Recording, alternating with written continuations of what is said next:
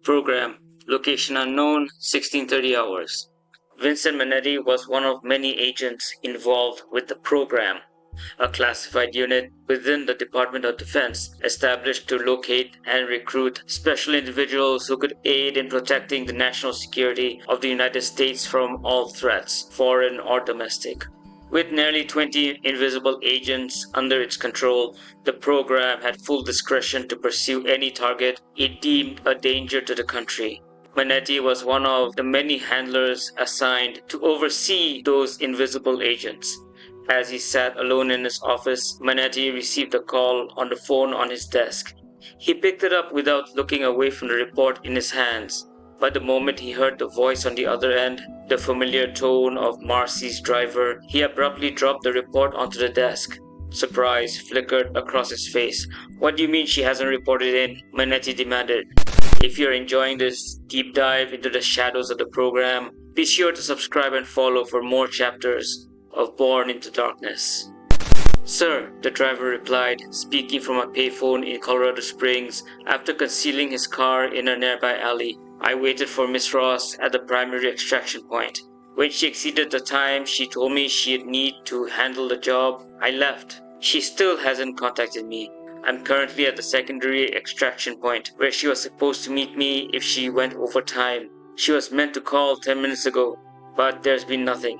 "Have they seen you?" Manetti asked, rising from his chair and pacing behind it. "No, sir," the driver answered quickly. "I was very careful. Once I realized she was past her time limit, I removed the plates from the car and drove until I was far enough from the main gate. After that, I reattached the plates so I wouldn't get pulled over by local police before entering Colorado Springs. Even so, to be safe, I believe the car needs to be burned." "Agreed," Manetti responded. "I'll take care of," the driver began, then stopped abruptly as he turned his head. He glanced away when a police car rolled past the alley behind him. "What's happening?" Manetti pressed. "Nothing, sir," the driver replied, keeping his voice steady as he watched the police cruiser slow, then turn left at the nearby intersection. "I just saw a patrol car pass by. I thought they might stop to check the vehicle, but they didn't. Still, I strongly recommend burning it." "Agreed," Manetti murmured again. He leaned back into his chair, his voice lowering. "Burn it. Burn it now. I'll have you extracted from the Springs Lodge under the name Robert Wick. Is that understood? Any collateral damage will be attributed to a terrorist attack." "Yes, sir," the driver confirmed before hanging up the phone. He returned to the car and pulled out of the alley, driving past the Springs Lodge and continuing on for another 10 minutes until he reached a nearby gas station. He parked the vehicle along the side of the station, deliberately positioning it away from the cameras. After stepping out, he moved calmly toward the Springs Lodge, making certain he remained out of view of the gas station surveillance. Once he had put enough distance between himself and the vehicle, the driver reached inside his suit jacket and retrieved a small remote control. He pressed a single button. A massive explosion erupted behind him, a roaring fireball surging into the air as the car and everything in its immediate vicinity was obliterated. Without breaking stride, the driver continued on, casting a brief glance over his shoulder as people poured out of nearby restaurants, rushing toward the wreckage and the flames clawing at the sky. Meanwhile, back at the headquarters of the program, Manetti contacted his superior and reported that the mission for the interested party had failed. He explained that Marcie had most likely been captured and would be interrogated. Manetti added that while he was certain Marcie would never reveal any of their secrets, they could not afford to take that risk. "She is one of our best agents," Manetti stated. The male voice on the other end agreed before informing Manetti that he would make the call to the interested party who had wanted Faith gone. He then instructed Manetti to eliminate Marcie. Even if she never revealed anything, both she and the mission were compromised. "Go scorched earth," the man ordered before ending the call. Manetti closed his eyes briefly. Then he leaned forward and pressed another button on his phone. A different voice answered on the other end. "Colorado Springs," Manetti said calmly as the voice listened. "Springs Lodge. Name, Robert Wick. Take care of him. We need it done by tonight." "Yes, sir," the voice replied before disconnecting. Frowning, Manetti pressed yet another button. When the new voice answered, he informed the agent that Marcie was compromised and they had no choice but to activate the failsafe. "Are you sure, sir?" the male voice asked. "She's been compromised," Manatee replied, remembering that he had been one of the two agents who recruited the disturbed young woman. "So yes, I'm sure. Activate the failsafe." "Understood," the voice responded before the line went dead. Manatee leaned back in his chair. The price of capture, he thought grimly. "Forgive me, Marcie." Back at Stargate Command, Marcie sat on her cot in the isolation room when she heard a faint click, followed by a slight vibration in her chest. She placed a hand over her heart and smiled sadly as she remembered the day she had been fully accepted into the program, the day she had received what they called a graduation gift, a small explosive disguised as a pacemaker. She reflected, activated remotely when agents are compromised. Marcie closed her eyes as a single tear slid down her cheek. Out of everyone in her family, she missed only one person, the only one who had never ignored her, who had always seen her for who she truly was, the one person she had seen in secret while she was still invisible, the one who had cried when Marcie was officially declared dead after a staged car accident. The government's chosen cover story. "Goodbye, Mom," she whispered. A wet, sickening squelch echoed through the isolation room. The sound carried through the blast door, reaching the SF guards stationed outside. They exchanged horrified glances before one of them quickly slid a keycard through the wall panel. When the door opened, they stepped into a scene straight out of a B-grade horror movie. Blood and tissue coated the wall directly across from the cot. Marcie Ross, now fully visible, lay motionless on the bed, her lifeless eyes fixed on the blast door, blood trailing down the corner of her mouth, and a huge gap in her chest. "Get General Hammond," one of the SFs ordered his colleague. He then ran to the wall and pressed a button. Klaxons began to blare. The guard's gaze lingered on the young woman lying on the cot. General Hammond had been with Faith, ensuring she finished her meal, including the steamed vegetables he had firmly insisted she eat, when the alarms erupted. Walter's voice echoed over the speakers, requesting General Hammond and medical staff to report immediately to isolation room. The General and Faith exchanged a look before he turned to the nurse at the nearby station. "Watch over Miss Lehane," he instructed firmly. "Sorry, Miss Lehane," the General added as he rose to his feet.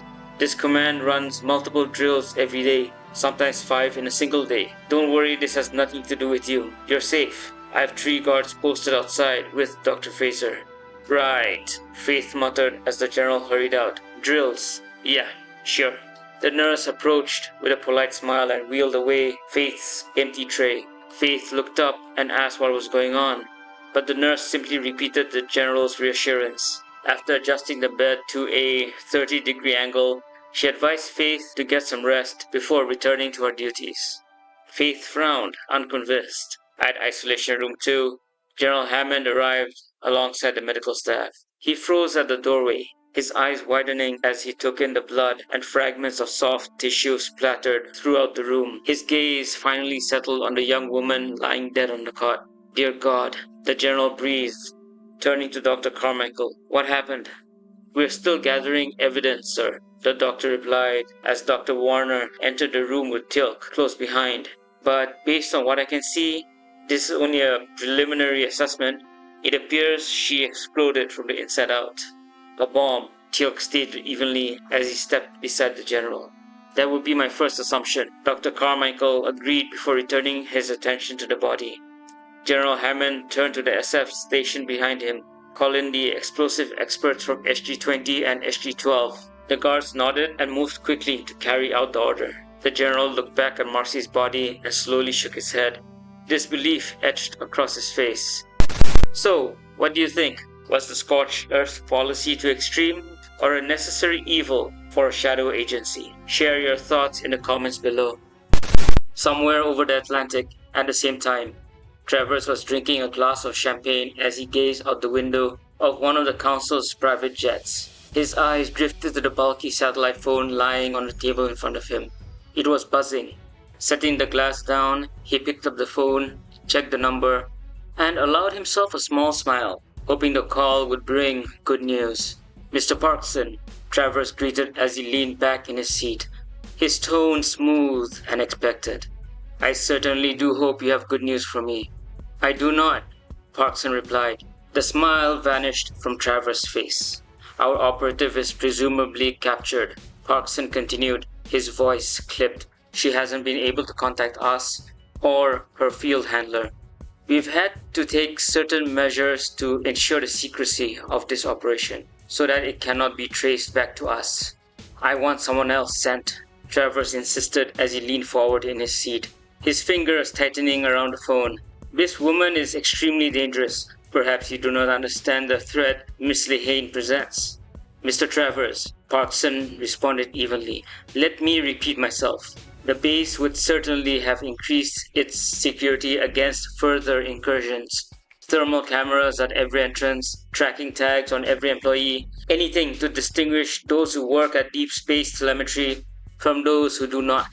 Miss Ross's possible capture has undoubtedly drawn attention to her, and we cannot risk her revealing anything about this command." "Fine," Travers snapped, ending the call and placing the phone back on the table in front of him. Leaning back once more, he began to consider an alternative plan to retrieve Faith. Several minutes passed before he reached for a button on his armrest that connected him directly to the cockpit. "Robert, we'll be diverting to Colorado Springs instead of New York," Travers instructed. "Understood, sir," the pilot replied as he adjusted the aircraft's course. Travers then picked up the satellite phone again and placed another call, this time to an office inside the Pentagon. "Rogers," Travers addressed him. The man in the colonel's uniform locked the door to his office before moving to a secured drawer in his desk. He unlocked it, retrieved the satellite phone, and connected the call to the only person who possessed that particular number. "Sir," Rogers acknowledged. "What do you know about an Air Force base beneath Cheyenne Mountain?" Travers asked. "Deep space telemetry." "It's highly classified, sir," Rogers answered as he closed the blinds. "I don't have access to whatever they do inside that base. However, I did manage to copy the keycards. I left them for that special operative in the parking lot." "She failed," Travers snapped. "I want you to use your contacts to get me access into that base. They helped the Slayer, Faith Lehane, and I want her back. Is that understood?" "Yes, sir," Rogers replied evenly. "I'll have something for you within the next few hours." "Make sure that you do," Travers warned, disconnecting the call. He turned his attention to the window as the plane banked, the landscape below tilting sharply. If something needed to be done properly, he reflected, then he would have to do it himself. Dialing another number, he contacted the council's Los Angeles office and requested that two of their lawyers meet him in Colorado Springs. The paperwork needed to be ready. Documentation establishing the council's authority over the Slayers and confirming that, under their agreement with the American government, custody of Faith referred to them. SGC 1900 hours. Major Carter had just reached the main entrance of Cheyenne Mountain after being driven back by one of the airmen General Hammond had sent to pick her up. She stepped into the main lobby and offered a brief smile to the guard, who immediately rose to his feet as she entered. Nodding to him, Carter moved toward the elevator and slid in her keycard, selecting the 10th floor. The moment she reached it, she knew something was wrong. As she exited the elevator, she noticed far more security than usual. The sight made her shoulders tense. "What's going on?" Carter asked, glancing toward the three security officers positioned behind her. "General Hammond will debrief you, ma'am," one of the men replied, while another stepped forward and held the elevator door open for her. Carter slid her keycard again and stepped inside, waiting anxiously as the doors closed and the elevator began its descent into the depths of the mountain. When the elevator stopped at the infirmary level, the same floor where General Hammond had asked her to meet Daniel and Teal'c when he called her at Colorado Airport after her plane landed, Carter let out a quiet breath of relief. She spotted the archaeologist and the Jaffa waiting in the lobby. "Teal'c, Daniel," Carter greeted, offering them a gentle smile. "Major Carter," Teal'c replied with a respectful nod. "Hey Sam," Daniel said. "Okay, what's going on?" Carter asked, gesturing back toward the elevator. "What's with all the extra security?" "I got here after everything was already over," Daniel explained. Carter nodded. She knew he'd gone to speak with Colonel Neal. While her thoughts swirled with questions about what had happened with the colonel, her concern kept returning to the heightened security. and, more importantly, whether Faith was involved. It was Teal'c's next words that made her heart seize before a sharp gasp escaped her lips. There appears to have been an assassination attempt on Ellie Carter, Teal'c stated calmly. Carter froze, staring at both of them in shock. What?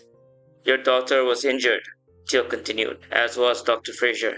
What? Carter repeated, her voice barely above a whisper as she started walking again, Daniel and Teal'c flanking her as they headed toward the infirmary. The young woman's name was Marcie Ross, Daniel said as they moved down the corridor. She was an invisible girl who somehow managed to gain access to the base. Carter's mouth fell open as he continued. We received her unredacted file about an hour after she died, from a small bomb implanted in her chest. Daniel pressed his lips together before adding, and get this, according to her file, she used to attend Sunnydale High.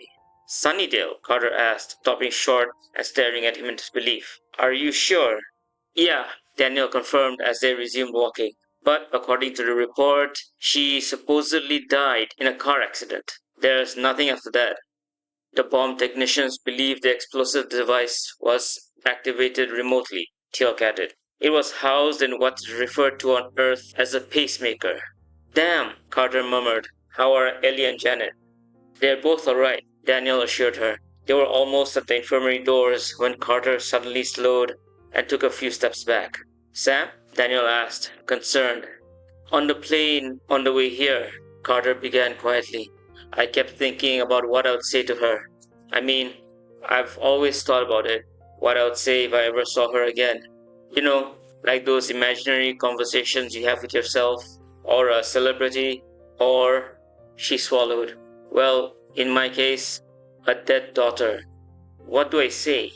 You'll know what to say, Sam, Daniel said gently, squeezing her upper arm. Trust me.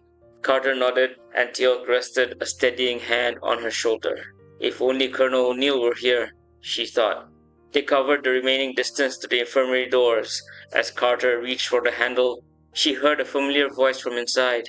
Taking a deep breath, she pushed the doors open. Sam! Cassie exclaimed, hopping off the bed where Dr. Fraser sat upright. She rushed forward and wrapped Carter in a tight hug. Hey, Cassie, Carter replied, returning the embrace. Her heart cracked when she noticed Faith glance at the hug, only to quickly look away. Cassie eventually pulled back, her excitement bubbling over as she turned back to Carter. Guess what? Faith saved Mom, and she's from Boston. It's as cold as Toronto, which means we've got something in common. Yeah, you do, Carter said softly. Cassie tugged her toward Janet before settling down beside the upright doctor. The room finally grew a little quieter as the weight of everything settled in. Carter then told Cassie that she had a briefing with General Hammond, Daniel, Teal'c, and Fraser. She asked Cassie to stay with Faith, to keep her company. Of course, Cassie replied excitedly as she turned to look at Faith, who was staring down at the bed. Major Carter squeezed Cassie's shoulder before moving away from the bed. She approached Faith and stopped at her left side, doing everything she could to keep her nerves under control around her daughter. Now that Faith was fully awake, all Carter could think was, she's alive. She is alive. Hi, Faith, Carter murmured. Faith gave a small nod. Blondie? Faith muttered as she glanced up at the Major before dropping her gaze again. The bald guy told me you went to Sunnydale to check up on me. Yes, the Major answered carefully. I heard some things that were interesting. I was hoping we could talk. I mean, just you and me. She could join us for dinner, Cassie chimed in with a wide grin. I mean, the mess hall food here sucks, but we always eat here when Mom's working late. No, Faith replied quietly. I'll stay here. That's okay, Cassie said brightly. We'll eat here then, if you're not feeling too well. Right, Sam? The Major noticed the way Faith fidgeted with the blanket, her fingers twisting the fabric. She sighed softly and told Cassie that maybe Faith needed some space. Then she saw Faith look back up at her, sadness shining in her eyes, as if silently begging her not to go. To the Major, it felt as though instinct had taken over, the same motherly instinct that had kept her from leaving Cassie alone in that deep, dark room when the Nakoda bomb had been inside her body. The day Nerti murdered an entire planet. The day Cassie lost everything and gained a new family. Actually, the Major corrected gently, offering Faith a small smile. What I meant was that everyone was crowding you. I was hoping you'd let me have dinner with you. I'd rather be alone, Faith whispered, lowering her gaze again. How do you feel about pizza? The Major asked. Faith looked up at her, startled, while Cassie grinned. Anchovies and cheese, Cassie answered as she shifted on the bed. Ew, the Major groaned, glancing at Cassie, who stuck out her tongue. So, the Major continued, turning back to Faith. Pizza? Faith merely shrugged. The Major told her she would order something after the briefing. She explained that it would be about an hour before she and the others returned and that, in the meantime, Cassie would make for good company. Yep, Cassie replied cheerfully as the Major headed toward the infirmary doors. Before leaving, she glanced back and caught the look on Faith's face. Her heart shattered. Drawing in a steadying breath, she forced herself to open the doors and make her way to the briefing room without breaking down. You know what they do here? Faith asked quietly once she and Cassie were alone, her eyes fixed on the bed.